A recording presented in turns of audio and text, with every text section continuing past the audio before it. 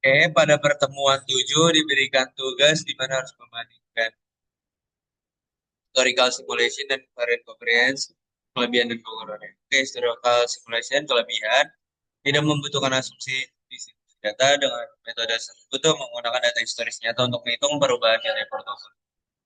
Selanjutnya ada dapat menangkap non linearitas dan ekstremitas data. Yaitu jika di masa lalu pernah terjadi krisis atau guncangan pasar, metode ini akan secara langsung merefleksikannya dalam perhitungan VAR.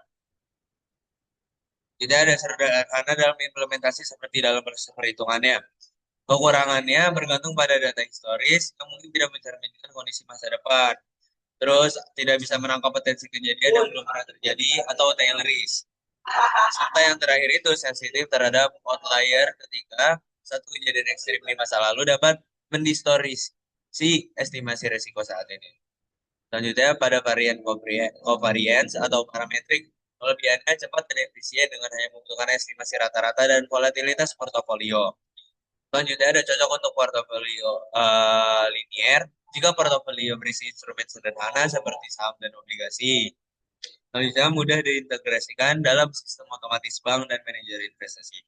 Kekurangan yang mengasumsikan distribusi normal pada return keuangan seringkali menunjukkan swingness dan red whales atau ekor yang gemuk yang membuat pendekatan tersebut tuh meremehkan kemungkinan kerugian ekstrim.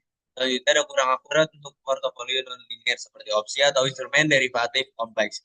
Dan yang terakhir itu mengabaikan efek volatilitas dinamis atau volatility clustering yang sering terjadi dalam pasar nyata. Keterbatasan dan kritik terhadap penggunaan PAR. Yang pertama itu mengabaikan kerugian di luar PAR atau tail risk yang dimana VAR hanya mengukur kerugian maksimal pada tingkat keyakinan tertentu, misalnya 95% atau 99%. Selanjutnya ada sensitif terhadap model dan asumsi statistik. Hasil VAR bisa sangat bergantung pada metode dan asumsi yang digunakan. Misalnya jika distribusi return tidak normal yang terjadi, maka pendekatan varian coverage bisa sangat meremehkan resiko. Rentan terhadap manipulasi model. Karena VAR itu sangat tergantung pada input data, horizon waktu, dan tingkat keyakinan, institusi dapat memilih parameter yang menghasilkan nilai VAR yang lebih kecil untuk mengurangi kebutuhan modal atau tampil lebih aman di mata regulator. Dan yang terakhir itu memberi ilusi kepastian. VAR sering dianggap sebagai angka tunggal yang final dan dipercaya secara berlebihan.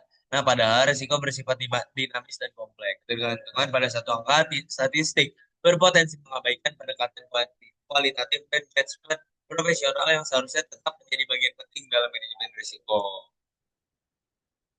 Sekian banyak dan sekian dan terima kasih banyak.